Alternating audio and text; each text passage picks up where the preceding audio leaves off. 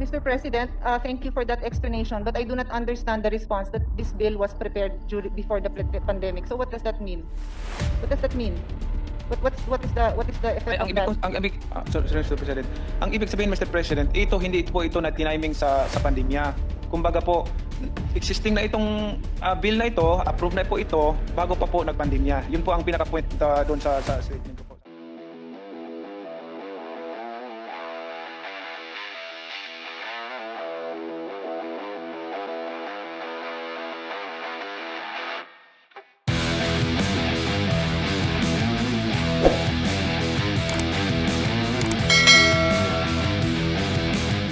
Mr. President, thank you for that explanation, but I do not understand the response that this bill was prepared before the pandemic. So what does that mean? What does that mean? What is the effect of that? Sorry, Mr. President. Ang ibig sabihin, Mr. President, hindi po ito na tiniming sa pandemya. Kumbaga po, existing na itong bill na ito, approve na po ito bago pa po nagpandemya. Yun po ang pinaka-point doon sa statement ko po, sa answer ko. Thank Yes, you. Mr. President, but we are living in the now, and we must be responsible and responsive to what our situation is now. So in the bill that we passed, the CREATE bill that we passed, yung inabot ng pandemic, before the pandemic, that was SITIRA, and the reduction of the corporate income tax was 1% per year. But because of the pandemic, we changed the bill. We changed the bill because we needed an immediate response to help the people and to help businesses. So we immediately decrease the income tax, the corporate income tax by 5% instead of 1% per year. So it is our duty as lawmakers to be the one to adjust. If we will make give the reason that dati pa to, wala pang pandemic noon, then we are not being responsive to the needs of our people. If there is a natural calamity, we pull out funding and we put it in that area that needs assistance for the calamity. Natural ho yun. So Mr. Tings, the reason I bring this up is because the timing to support the creation of offices. Hindi ito pondo, the funding that his honor is asking for will not even go directly to the athletes. This is for the creation of offices. And when I say his honor does not answer the question, I do not understand why there has to be a new office when GAB has regional offices. And hindi po nyo naipaliwanag kung ano yung hindi nagagawa ng GAB na dapat nilang gawin. Now, if it is not in their mandate, then why not amend it? That is the easiest thing to do to save money. That is what I'm saying. Is his Okay. honor amenable Mr. to that? President, Let us amend it. Let us do their job. Bantayan nyo ng 1 taon, 2 taon. Kung hindi nila nagawa, mauna akong mag-support sa inyo. Kasi syempre gusto ko na alagaan yung athletes natin. Mr. President, Yun. may I interrupt through Mr. President to interrupt. Mr. President, we can open the budget requirements for this bill, Mr. President. Pwedeng bigyan ng 500,000, 200,000. I'm sure siguro pwede na siguro yan kung yan ang 1 million, okay lang 2 million, wala pong problema diyan. Wala po akong problema diyan as long as ma-establish itong Philippine Boxing. No problem with the concern. The main concern of the good lady from Taguig is the budget. I have no question with that. Pwedeng 200,000, pwedeng 500,000. I'm sure siguro maintindihan na po yan ng ating mahal na kasama from Taguig.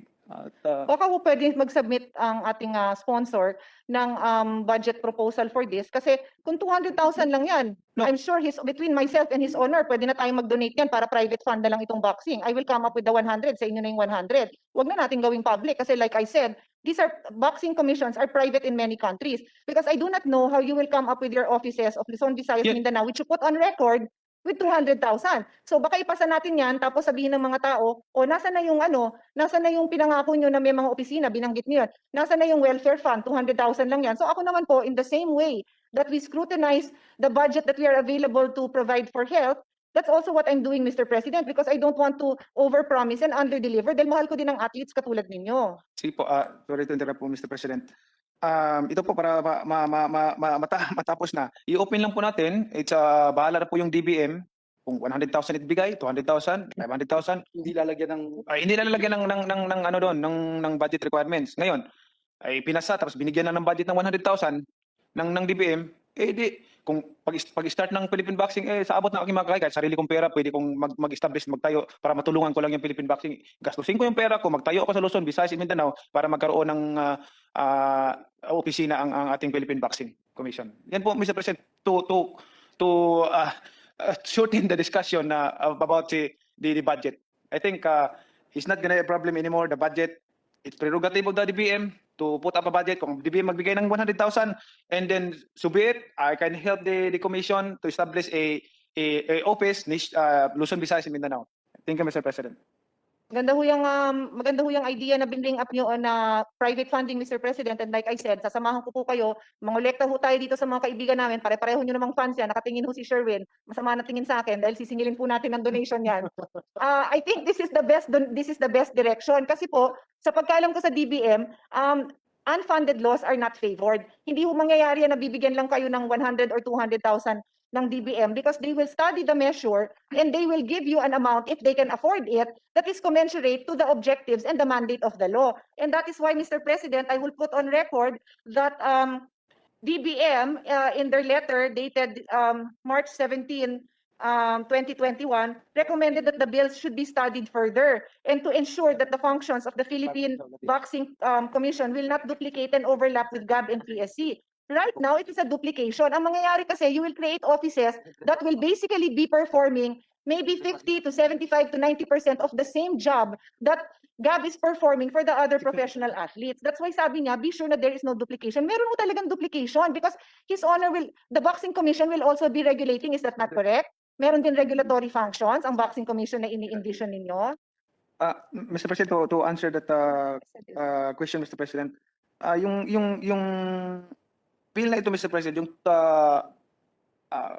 yung 2077, Mr. President, ay based on the ito, Mr. President, sa sulat ng DBM, sinunod lang natin sa yung sulat ng DBM, almost dito sa sulat ng DBM, at saka in-insert po natin yung section 11 ng suggestion ng DBM. In-insert po natin yung section 11 na galing po sa DBM. Thank you po, Mr. President. Yun po, kahit magbigay ang DBM ng 100,000, ako tutulungan ko mag-put up ng offices yung Philippine Boxing. Basta kaya ko, sa bulsa